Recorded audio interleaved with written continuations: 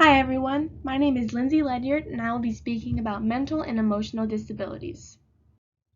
So what is an emotional disability? This is something that affects and impacts a person's ability to effectively recognize, interpret, control, and express fundamental emotions. Some examples of this include depression, anxiety, schizophrenia, anorexia, bipolar disorder, and more. But today I will be focusing on depression. Some history and background. Depression is one of the most common illnesses.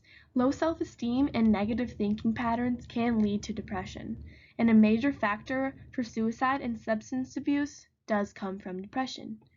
This is the second leading cause of death for ages 10 to 34 and fourth among adults ages 35 to 54. This was found in Background on Depression, written by Monica Stone on August 10, 2020. Some data. Depression affects 6.7% of Americans each year. This is about 16 million people. And only about 35% of the people suffering from depression seek treatment. So only 35% of 16 million people seek treatment from a doctor. Some positive and negative stereotypes found in the article 6 Damaging Stereotypes About Depression, written by Derek Clifton on February 13, 2015, found that some positive stereotypes included people with depression lead to more analytical thinking. So people are able to sit down and have deep conversation and get into deep thought with themselves. They're more focused and they're able to keep on target with this. Some negative stereotypes include that people with depression cannot be happy, which is further from the truth than we think, because people with depression seem to be the most happy because they are doing a great job of hiding their emotions. Another negative stereotype is that people with depression are mentally weak and that it is actually not a real illness.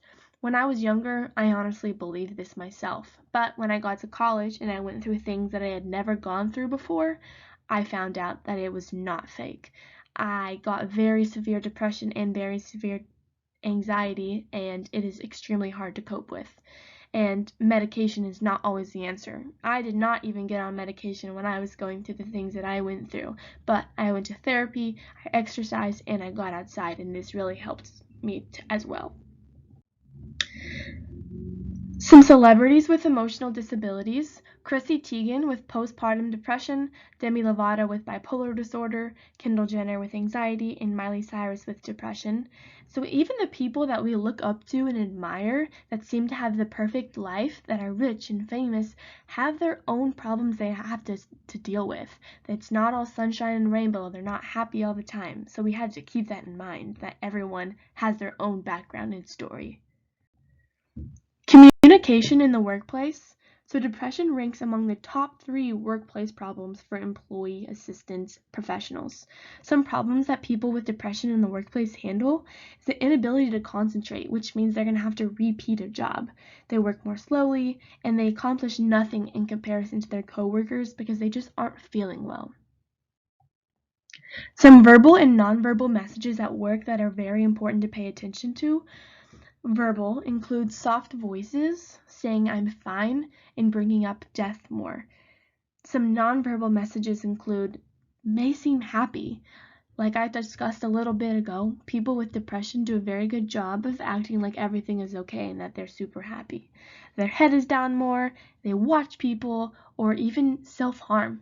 So as a coworker, you have to pay attention to the people around you and see if there's anything you can do to help.